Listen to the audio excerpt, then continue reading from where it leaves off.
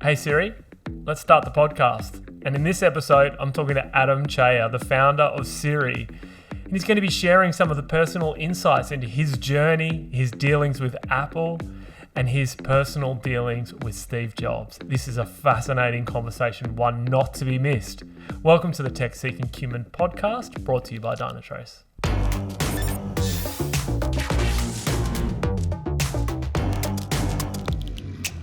Adam, welcome to the Dynatrace Go event. How are you?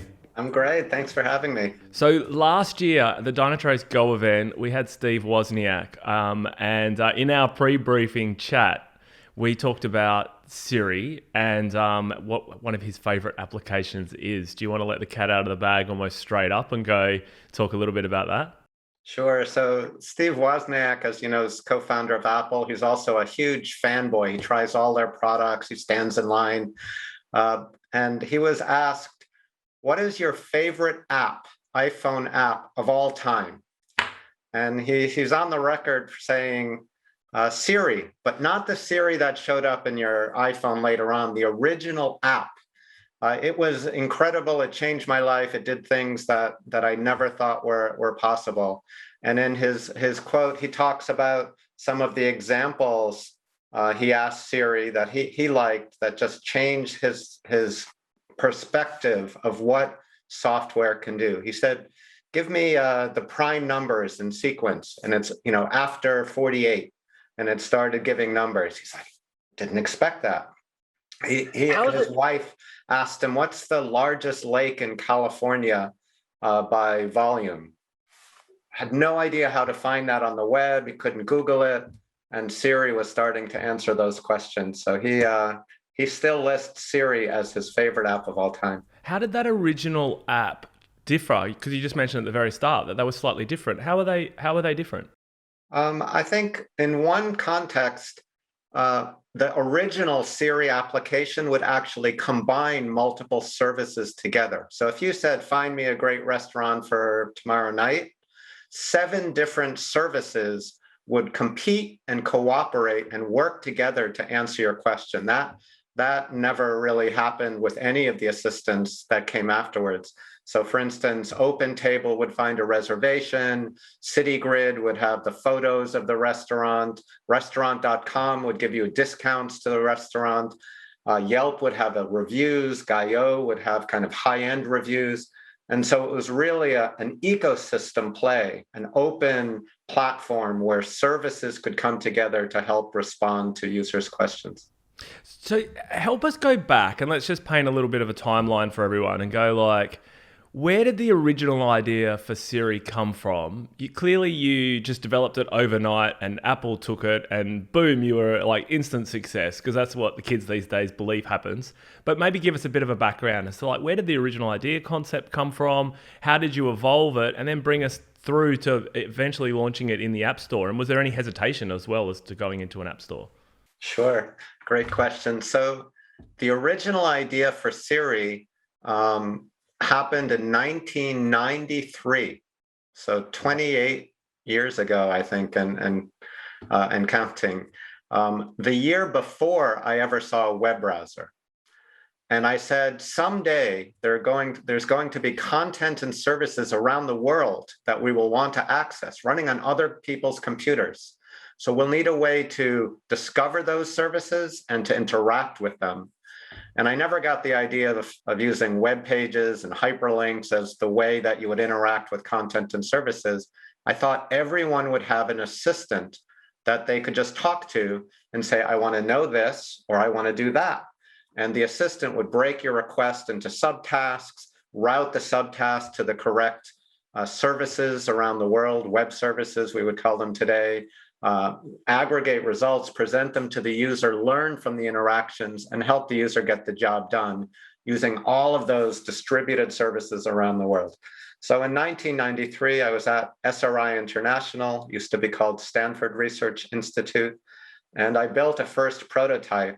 And then year after year, decade after decade, I kept refining and working on new prototypes until 2007, when I joined with 2 other co-founders. Doug Kitlaus was CEO. I was the main technology person. Tom Gruber was VP of design.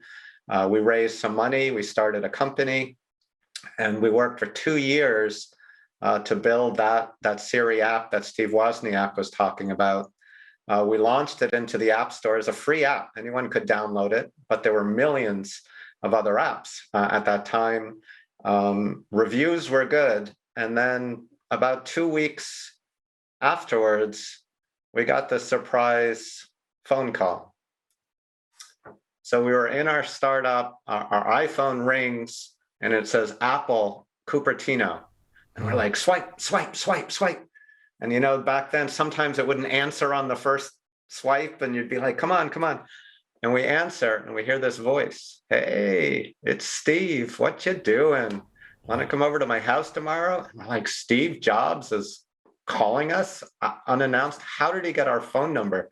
We wanted to know, because many people don't know this, but Siri means secret in Swahili. And we were very stealthy. We had no sign on our door, no website. You know, we're like, how does Steve Jobs know to call us on this phone number? But we went over to his house. He made it clear he wanted to buy the company. We talked about the future of technology. And then we said, thank you. We're flattered, not interested, goodbye. And we left.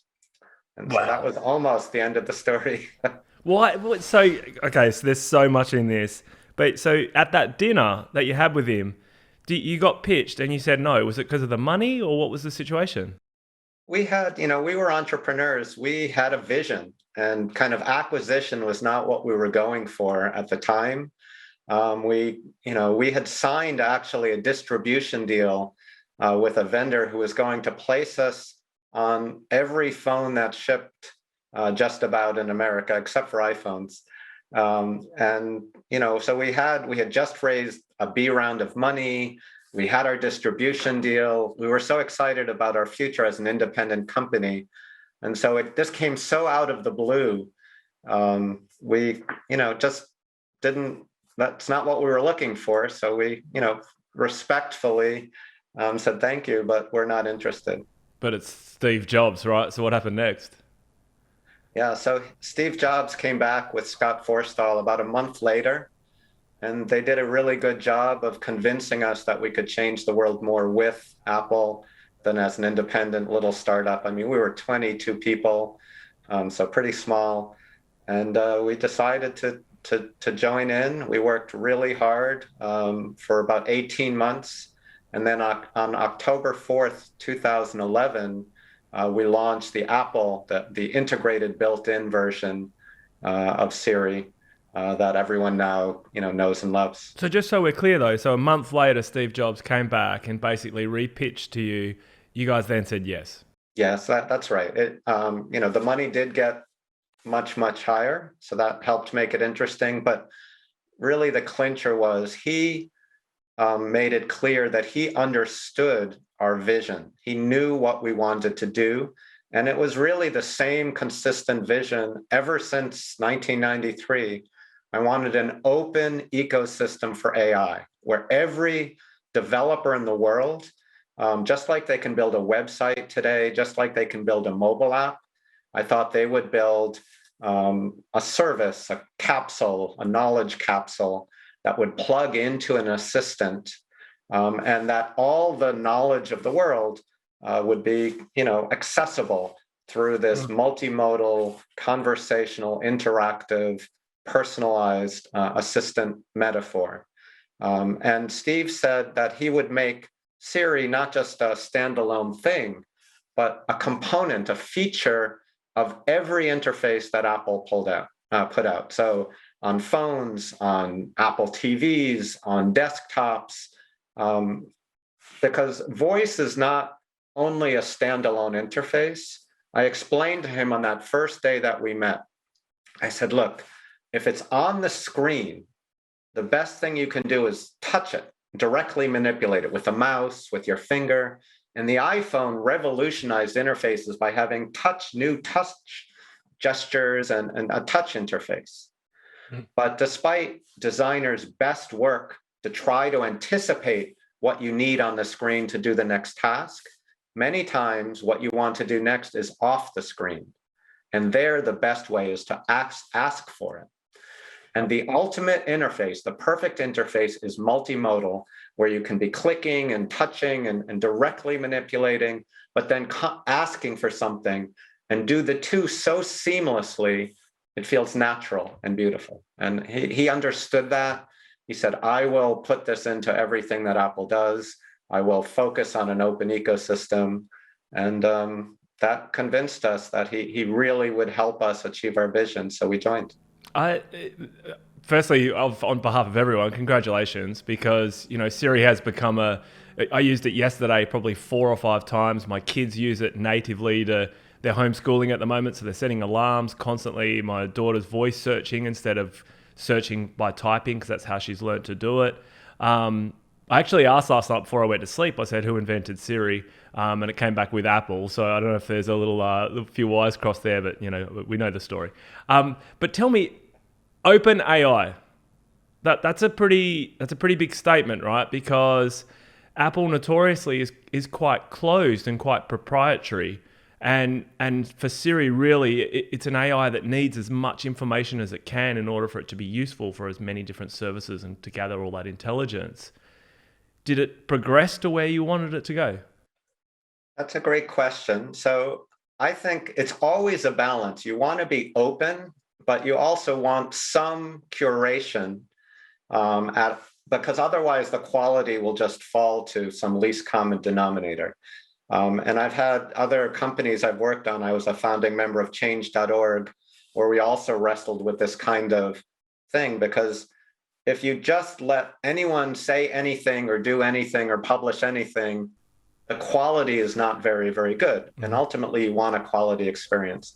So I actually think Apple's App Store is really a very good example where it's open. There are rules. Doesn't mean it's unregulated in some form, but any developer pretty much can create anything they want and really create a business out of this.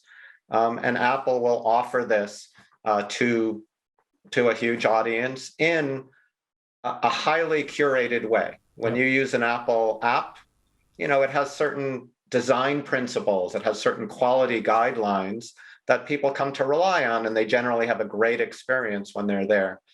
So I did want that to happen for Siri, something similar, where there'd be some rules, some guidelines, some approval process to make sure that the content that was getting in had a good reputation, was good quality.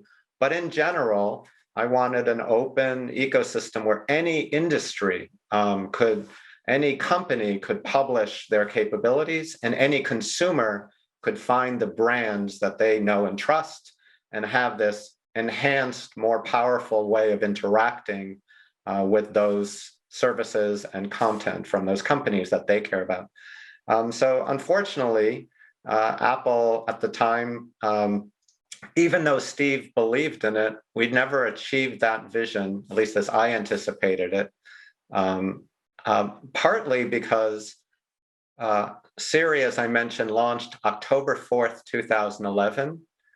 And the very next day, Steve Jobs passed away, October 5th, 2011. And here's something that's not widely known that I'll share. About 2 or 3 years ago, his executive admin wrote to me and says, I've been meaning to contact you for all these years. I didn't know how to reach you. I wanted to tell you that Steve Jobs was clinging to life to see the launch of Siri. And so literally he was holding on and fighting, because Siri, I think, was really his last great invention. You can say that he revolutionized computing, he revolutionized mobile with the iPhone, music with the whole way that media happens, movies with Pixar, but really AI in a form, and Siri, conversational AI, he was the first person to really see that. He didn't invent it, but he saw it and knew where it would go and said, it is now ready to bring to the masses. And that was his creation. And he hung on until the Siri launched. And I like to think that he said, this is good. I know where this will go. Apple will be dominant and successful for the next decade because we are poised and ready with Siri. And then he passed away. And to his vision, in many ways came right, especially on the business side. The next 6 months after Siri launched were the greatest business quarters in technology history, and maybe in business history. In terms of profit margins, it shattered every record. Apple's stock price went up from $350 just before Siri launched to $650 in the 6 months, the 2 quarters that followed, pretty much just shipping the iPhone 4S, which was the iPhone 4 plus Siri, a software feature. And Apple passed Exxon as the largest market cap in the world to become the number one most valued company in the world, I think largely because of Siri. So he knew where the world was going. He fought so hard to bring it to the world, and then he saw it and passed. But unfortunately, there was a lot of org change that followed his death. Some of the executives at the high level who didn't understand fully the vision, and that was a frustration to me.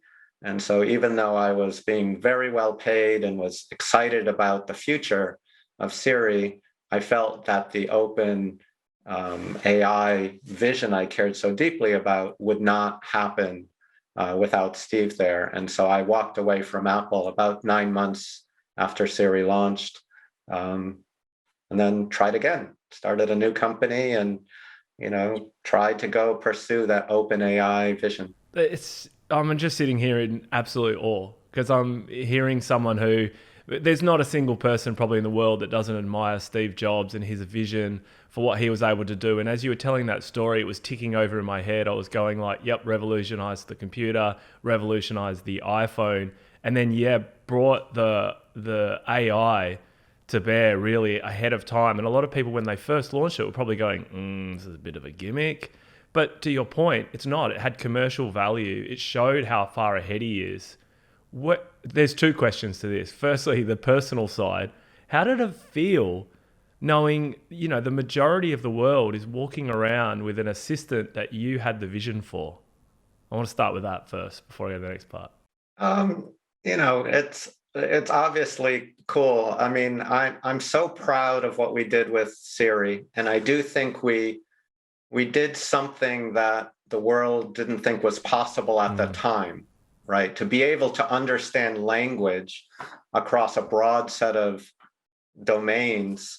When people say, well, why doesn't it understand me? Language understanding is incredibly complex. Yep. And the combinatorics, if I give you the sentence, book a 4-star restaurant in Boston, instantly you know what I mean. There isn't any. They're all 3 stars. But think about it. Did you know that book is the name of a city in the United States? And star is the name of a city in the United States. And there are 13 different Bostons in the United States. So which city am I even talking about? Yeah, wow. And there's a restaurant named Star Restaurant. But I'm not talking about the restaurant named Star Restaurant. I said a 4-star restaurant. That means something different. The combinatorics are very, very complicated just to understand any language. We are, brilliant. Our brains do it effortlessly, but computers, much more of a challenge. So I'm very proud of what we accomplished. We moved the world forward.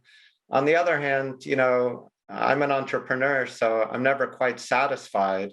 I feel like Siri achieved this, and I always dreamed about so much more.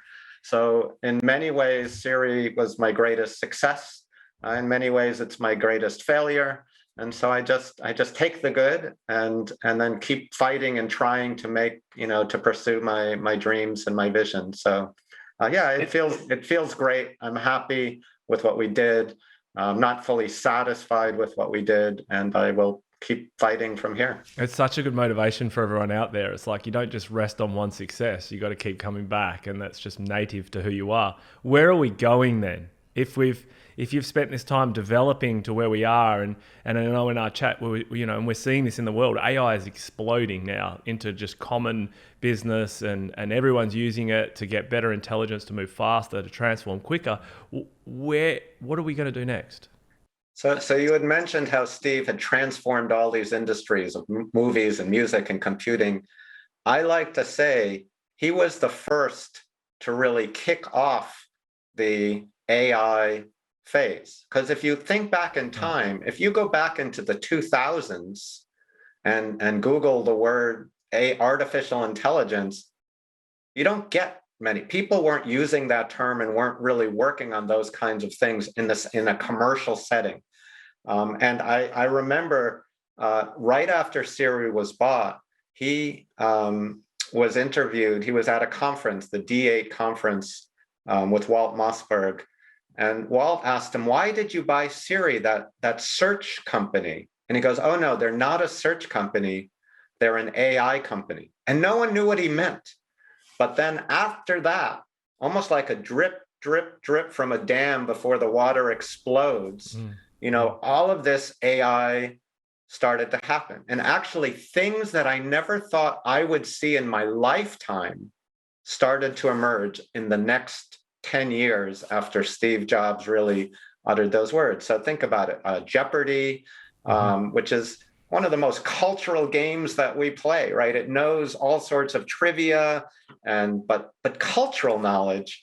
A machine beat the world's best humans at Jeopardy, understanding the language and synthesizing answers that I never thought I would see that, right? Google, which was a search engine company back then, acquired 8 robot companies. Like, going, what is that about? I don't understand. There was, I tell this story about, I was driving next to my son, a teenage son, and he's got blasé mastered, right? He's not impressed with anything. And I look over, I go, "Hey, Noah, want to see the most impressive technology advance since Siri?" And that's in our household, that's big news, sure, big statement. And he goes, "Yeah, Dad, whatever." And I'm driving my wife's car and we're coming up to a curve and I lift my hands off the wheel and I'm like, I think I'll stretch. And he's like, "Dad, what are you doing?" And then the car seamlessly navigates by itself around the curve on the highway. And he's like, "Dad, that's insane." And I'm like, "I know, it's crazy. I never thought I'd see that in my lifetime." And yet, not only was it the self-driving capability impressive, the craziest part was it was an over-the-air update. My phone gets updates, but my car added self-driving capability as an over-the-air update the night before. That's crazy. Didn't do that. I'm like, that's crazy, right? So technology is advancing. I think today, if you look at industry, if you're not applying AI in your business to solve, precise, narrow, decision-oriented problems, you're probably hurting your business, right? It's come to that level of importance, which when Siri launched at the beginning, we were not there as an industry. Siri was like one of the first examples of AI applied in business, right? Steve took it and applied it to his business and became the most successful market cap company of the age. So where are we going? A lot of times people start to go, "Oh my gosh, AI is taking over. Now everyone knows the words, right? Is AI something I need to fear?" And there are these great quotes. Stephen Hawking says, let me get the exact quote if I have it. He said, "The development of full artificial intelligence could spell the end of the human race." Mm-hmm. And Elon Musk, who's actually invested in AI heavily, he says, "With artificial intelligence, we're summoning the demon," right? So people are now like very scared about AI. Luckily, I can tell you that as an expert, which, Stephen and Elon are incredible, but they're not in AI. Most experts, including myself, say AI is important, but it is not intelligent in the way humans are. It is not going to be able to replace human intelligence. Humans are so good at what's called general intelligence. So today, we can solve very narrow, precise problems like drive a car or, play chess. But the chess playing program can't play checkers. The self-driving car can't do anything else, right? And one of the most innovative companies, DeepMind, which Google acquired, they started out playing with games, human-oriented games like Atari games like Breakout and with the balls, and it learned to perform that at superhuman level. But if you just changed the luminosity by 2%, humans couldn't even, it still looked like the same game, but the machine wasn't able to adapt and the whole thing fell apart, right? So today's AIs are very tuned and brittle. They are not, generally intelligent anywhere close to even the level of a 2-year-old who can look at one situation, extract out the significant aspects of that situation, generalize, apply it to a different situation, and do something useful and credible and purposeful. It's adapt, isn't it? Is that what you're saying? It's adapting. It's like Charles Darwin's theory of evolution. It's like, as humans have evolved, we've learned to adapt, but these machines can't adapt without us manipulating them. That's right. And that we are adaptable at a level that we have, and that machines don't have the ability to do. And I've seen almost no useful approaches that I believe will get us there. We're very, very good at kind of converging to a solution with a lot of training data to solve a problem, but we are not very good at, or not even on the beginning of the path to generalizing. And without that, AI is an important tool. It's like a hammer. Hammers are great. They're better than our hands for pounding in a nail, right? If you're using a business, you should be applying AI to solve your nails, right? They're great at that. But it's a hammer. It's not going to take over the human race or be more intelligent than we are. And I think that's really important to keep in mind. I don't think that will happen in our lifetime, despite some famous prognosticators like Ray Kurzweil, he's got an incredible track record. But he says that by 2029, machines will be as intelligent as humans. And that by 2045, they will be billions of times more intelligent than humans. And then that will basically spell the end of human race. That's 8 years from now. There's no way, I believe, and most experts believe, that a machine is going to do that. You change the luminosity 2% and the whole thing falls apart, right? That's kind of where we are today. Hopefully that emphasizes where is it going. I think if you're doing a business, you should be applying AI to solve your specific problems, but there's really nothing to fear from it because there's no level of consciousness, there's no level of adaptability and generality that's really so important for true intelligence. Well, I'm feeling a little bit more uplifted that the AI isn't going to wipe us out in the next 30 years, and we shouldn't fear embracing it and using it for the purpose which we have at hand. So I could keep going and keep talking for ages, but they gave us a time schedule and told us we can't go on for too much longer. Is there any closing thoughts you wanted to leave with anyone when it comes to AI? I think that's mostly it, what I said. I think find the ways to apply AI in your business or but as a tool. And I think it's really, really important to do it. I would emphasize that, I'm a huge believer in open AI systems. I don't want an AI that has been programmed by Apple or Amazon or Google or any one company to be what they think is the assistant or the AI that I want. I, as a consumer, want to be able to really build my own assistant. Think of it as with the iPhone, you download the apps you want to define your mobile experience from the brands you know and trust.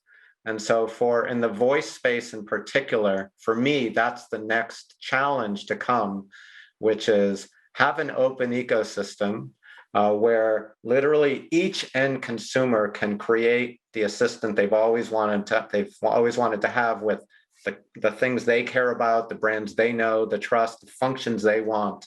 Have an app store, an open app store, that they get to shape their experience just like we do today with mobile phones. So I'm excited about the future. I think what you guys are doing is helping move things forward.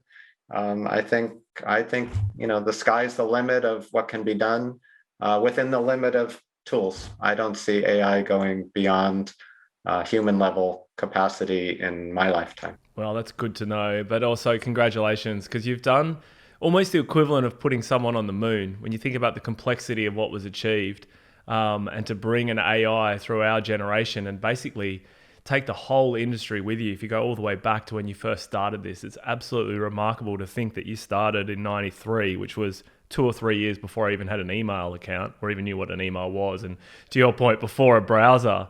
But what a remarkable journey you've been on. Congratulations. I know that it sounds like there's a lot of opportunity out there.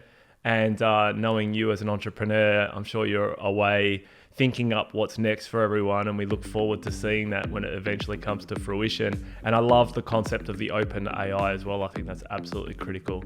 But Adam, thank you so much for being part of the podcast and part of the event. And we wish you all the best in the future. And we look forward to seeing what you're going to come up with next. Okay, thank you so much, Dave. Appreciate it. Cheers.